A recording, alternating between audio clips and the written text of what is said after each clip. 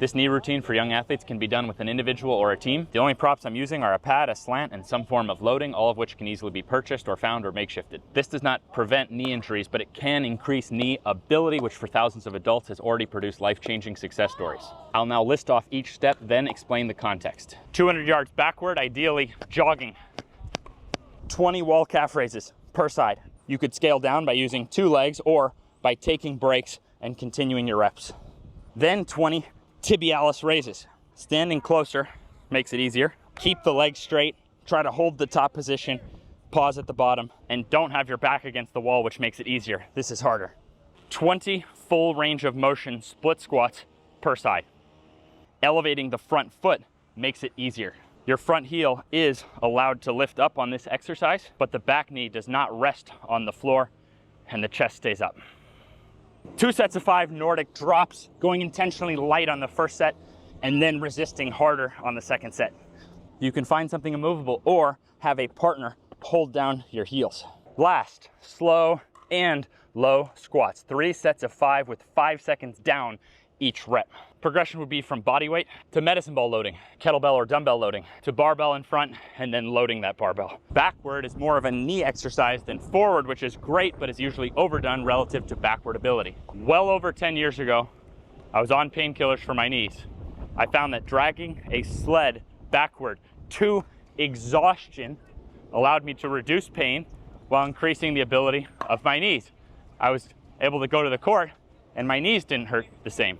I was able to ditch the painkiller, stay off, not just from that exercise, but that exercise was like my entrance point to getting off painkillers. Little did I know, I was training the ability of my knee over my toes. That was the position 50 plus years ago found to be more pressure on the knee. So the way you become a master of helping people with the knee is not completely avoiding the knee or working through pain, but finding the ways you can address that ability without pain and then gradually increasing ability. So that probably would have injured me 10 plus years ago. So I've made a different set of knees without working through pain in the process. So why sleds for adults but not for youth? Well, you definitely could sled for youth, but go tell a youth sport coach you now need 20 sleds for your team. I've had NFL teams bring me in, put in sleds for the entire team, and make turnarounds on reducing their injuries and winning more games. They can do that. They have the money to do that. For youth, that's going to be less realistic to have a bunch of sleds. Also, the younger you are, the less props you need. So when I was getting off painkillers, I couldn't just go run backward. With youth athletes who are running into knee pain or trying to avoid having knee injury, you usually can just start going backward. Show me a 90-year-old and say, just start running backward. No. So what the sled does is it actually slows you down. You could start with 1-inch steps. First question is always, what do I do without a sled? After answering that quite literally over 1,000 times, we made a backward treadmill. So it has resistance. You can be at home and you can be resisting yourself backward. So that's the idea, is by putting the resistance there, it actually reduces the amount of like extra trauma. But with kids, start before you're that fragile. Don't wait until you're super fragile and now need a sled or some kind of resistance. Additionally, this routine has a bunch of steps. When I did this originally, I didn't have a bunch of steps. I was relying on that sled to get me out of pain. The Knee Ability Zero routine was made mainly as the first answer of what do I do without a sled. So you'll see this routine will work a bunch of different areas.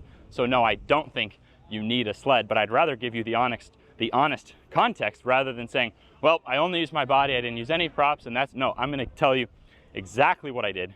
And now the full context, you can help just about anyone. So if you have a sled, absolutely use it. If you can afford a backward treadmill, go ahead and get one, but you don't need it because this routine does gradually work.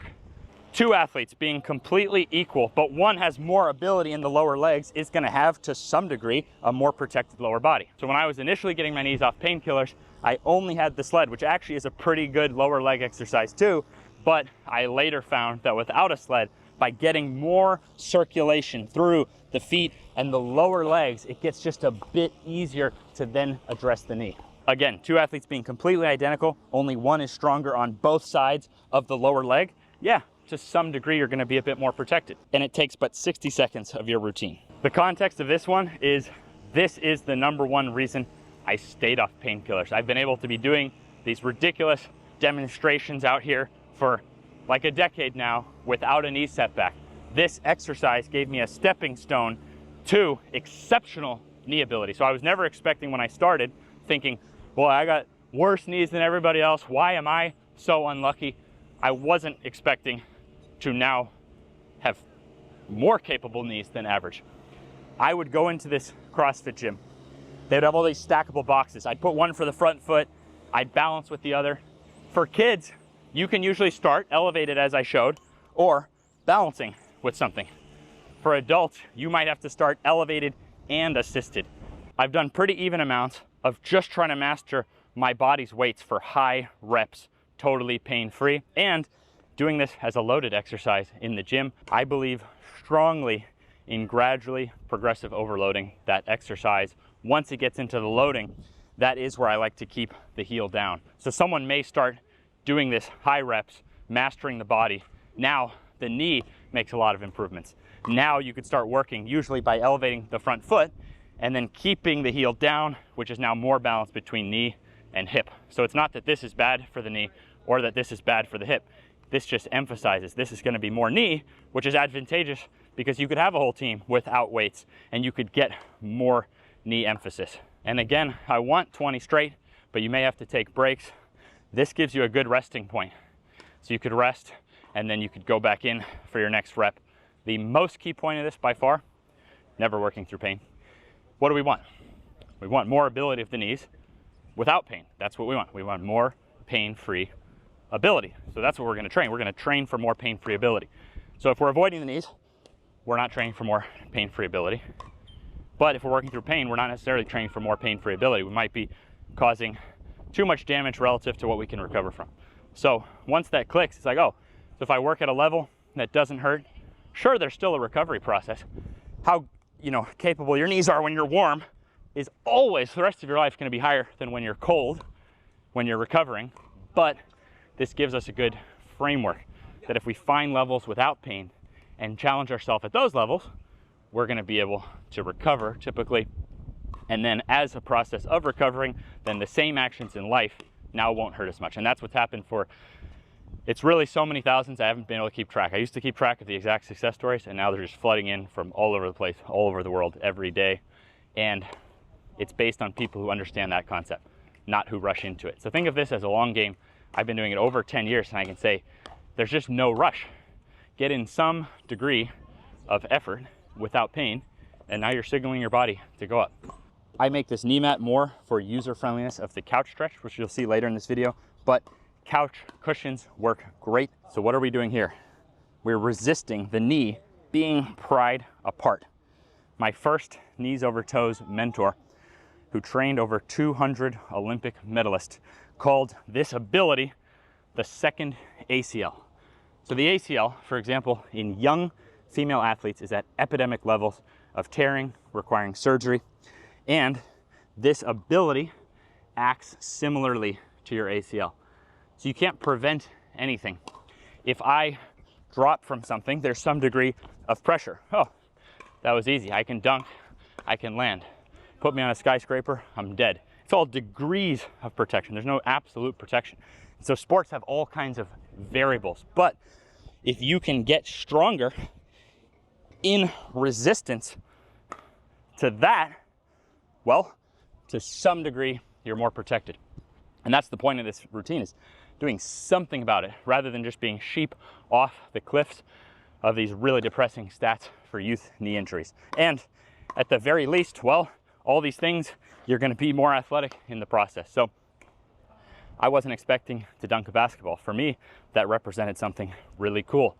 I'm now in my 30s. I get to enjoy playing basketball with my friends, not having knee pain. That's the most important thing. I also get to enjoy dunking. That's really fun.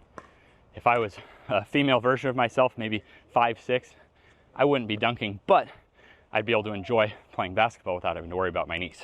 The sports with the most youth knee surgeries are high and fast, and the most skipped part of their training is low and slow. So this whole routine was not trying to mimic the sport. It was trying to put in what the sport is missing. Backward, low and slow. More strength from the ground up, because these athletes are all doing push-ups, pull-ups, not strengthening the lower legs. So that's all we did. So if that seems simple, if that all seems like common sense, you're 100% right, but this was all held back by a piece of false data, no knees over toes, which was not based on scientific findings. That was a conclusion from there being more pressure here. Well, in sports, the sports with the most youth knee surgeries, we are over our toes all the time. We need ability there, and now we have a route where you never have to work through pain in the process. You can do it with or without equipment. You could easily coach your athletes on this one, like this. As for my services, this slant is 30 bucks, and if you volunteer coaching youth athletes, I'll send you 3 of them free. It's a giant loss for me. However, so many of you do support us. I also make that knee mat.